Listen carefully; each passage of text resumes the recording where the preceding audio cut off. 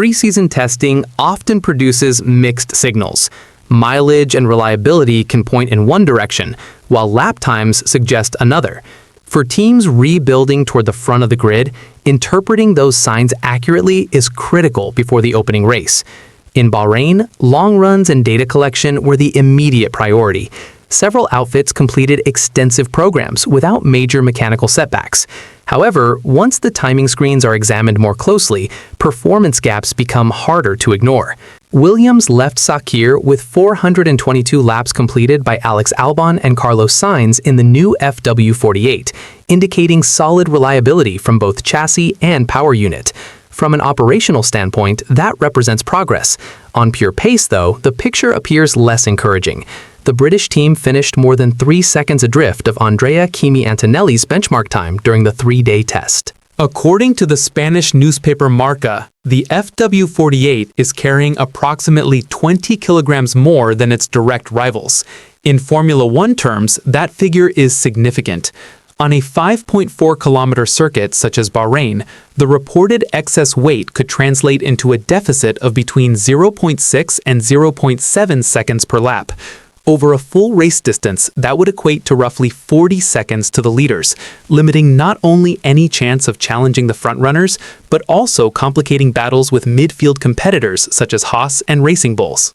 Information gathered by motorsport.com Brazil indicates that the situation may stem from early homologation issues.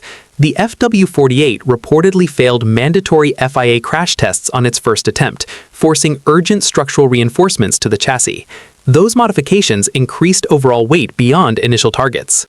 Williams has not provided detailed public explanations, but the knock-on effect disrupted preparation, including missing January running in Barcelona and delaying several aerodynamic components planned for Bahrain.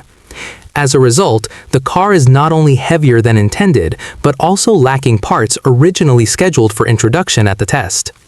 On the final day in Sakir, Albon's race simulation laps averaged around 2 seconds slower than Mercedes drivers, with the gap extending to nearly 3 seconds at times on medium tires.